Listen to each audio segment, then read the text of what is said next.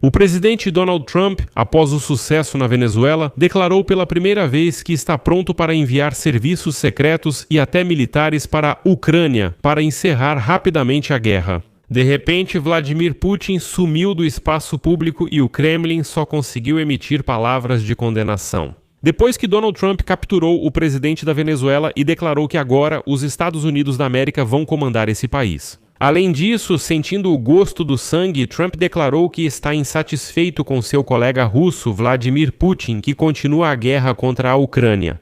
E logo acrescentou que não tem medo do ditador russo, assim como não tinha medo de Nicolás Maduro, que agora está em uma prisão americana. A Operação Relâmpago dos Estados Unidos da América contra a Venezuela, que terminou com a prisão do presidente do país, provocou uma onda de admiração e comentários entusiasmados dos correspondentes militares Z de Putin.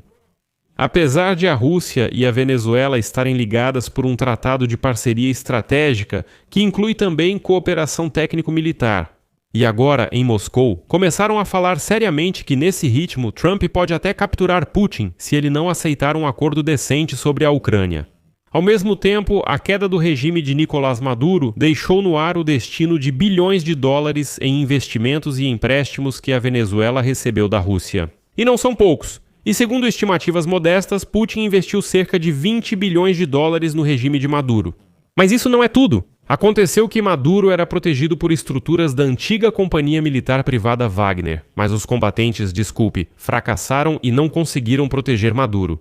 Meu nome é Alexei Pitti. Vamos discutir esse assunto juntos, mas antes de começarmos, peço que você se inscreva neste canal, deixe um like e escreva qualquer comentário seu neste episódio. Isso ajuda muito na divulgação do conteúdo no YouTube e eu ficarei muito grato por isso. Além disso, inscreva-se no meu canal do Telegram Pitti News. O link está na descrição deste vídeo. Vou iniciar o episódio com uma informação interessante e pouco óbvia. Muitos se perguntam como foi possível que Maduro e sua esposa foram tirados da cama e a segurança não conseguiu reagir de forma alguma? E onde estavam as inteligências da Rússia, da China e do Irã para avisar Nicolás Maduro sobre a operação que estava sendo preparada? Vamos começar pela segurança. Curiosamente, a segurança pessoal de Nicolás Maduro incluía forças do grupo Wagner. Mercenários russos apareceram pela primeira vez na Venezuela em 2019. Nos últimos 2 anos foi registrada a presença de instrutores e combatentes russos, que ajudavam a reprimir protestos e proteger instalações estratégicas. De outubro a dezembro de 2025 aviões, Il-76 chegaram a Caracas. Com logística do grupo Wagner, acreditava-se que eles trouxeram cerca de 200 combatentes que deveriam proteger Maduro pessoalmente. Além disso, o sistema de segurança de Maduro tinha vários níveis, eram 3. O primeiro é a Casa Militar, que é a principal unidade da Guarda Presidencial. O segundo são os serviços secretos cubanos, o J-2. São justamente os especialistas cubanos que garantem a contra-inteligência dentro do Palácio Presidencial. E o terceiro nível são os coletivos, que são grupos paramilitares pró-governo, responsáveis pela segurança do perímetro externo nos bairros residenciais ao redor dos prédios do governo. Mas, apesar de todos esses perímetros de segurança, os americanos entraram facilmente no Palácio de Maduro, que ainda por cima fica em uma base militar, e ninguém conseguiu reagir a tempo. E onde estão os russos, com quem Maduro tem uma aliança estratégica? E já se sabe que os combatentes russos que estavam em Caracas foram evacuados às pressas para o prédio da Embaixada da Federação Russa, onde ainda estão escondidos. Pequim mencionou condenação, mas não acusa os Estados Unidos da América diretamente. O Irã chamou as ações dos Estados Unidos da América de terrorismo de Estado. Mas Teherã agora não está nem aí para Maduro. Eles têm seus próprios protestos por lá. A única coisa que fizeram em Moscou e Pequim foi convocar o Conselho de Segurança da Organização das Nações Unidas, e Trump ainda piora a situação. Trump novamente afirmou estar insatisfeito com a Rússia e com o ditador Vladimir Putin, que mantém a guerra contra a Ucrânia. E acrescentou que não tem medo desse tal de Putin, assim como não teve medo daquele tal de Maduro. Segundo Trump, ele quer parar as mortes e salvar vidas, enquanto todo mês morrem de 27 a 30 mil militares, tanto do lado de Kiev quanto de Moscou. Citação: "Eu pensei que a guerra entre a Rússia e a Ucrânia seria uma das mais fáceis de resolver, mas não é assim e ambos os lados já fizeram coisas ruins o suficiente. Essa guerra do ex-presidente dos Estados Unidos da América, Joe Biden, não é minha, mas quero encerrá-la e salvar vidas. Virou um banho de sangue e precisamos parar.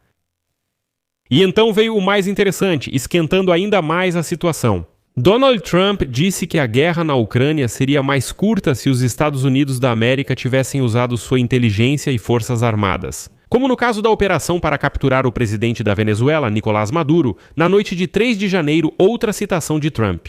Naquela noite eu acompanhei a operação na Venezuela. Ela foi tão precisa, maravilhosa, simplesmente incrível. Se nossos homens, como o general Dan Kane, tivessem participado da guerra na Ucrânia, essa guerra não teria durado tanto tempo.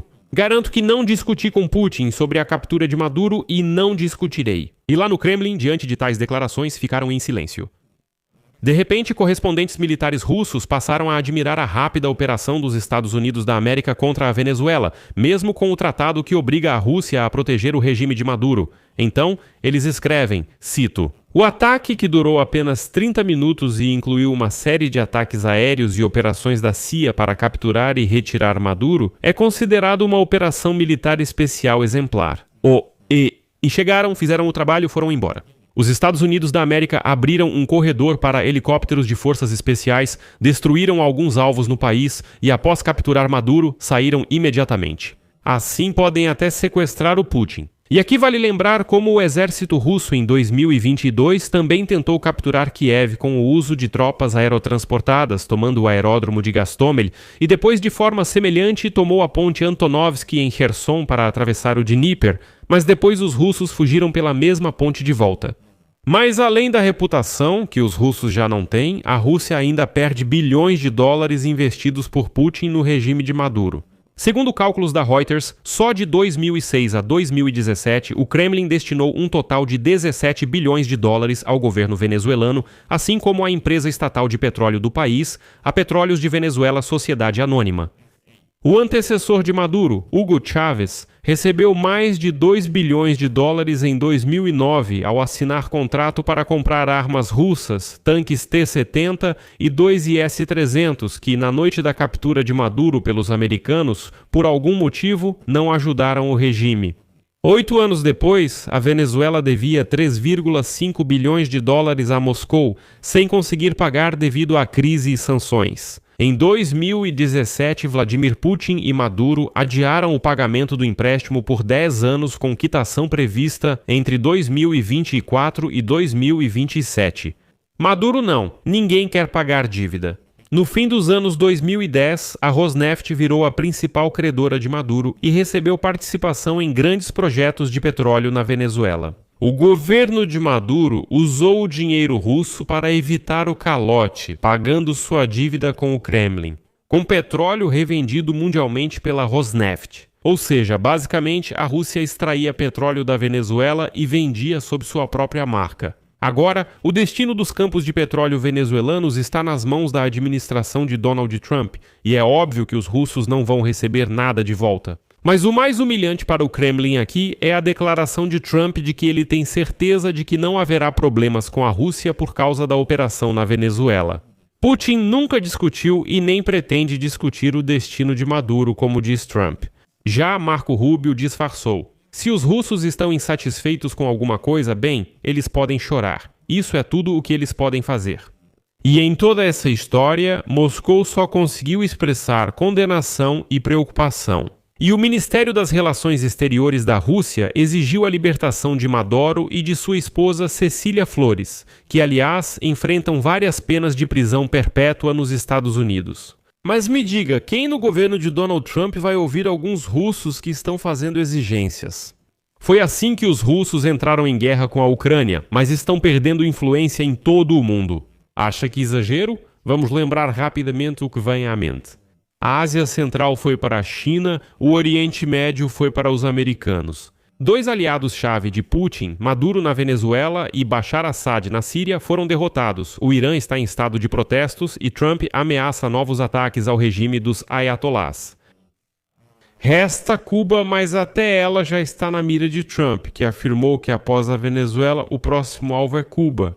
Então acontece que a Ásia, o Oriente Médio, o Hemisfério Ocidental, a Europa, todos esses lugares onde a Rússia já teve influência, ela não tem mais. mas agora está atolada em uma guerra contra a Ucrânia.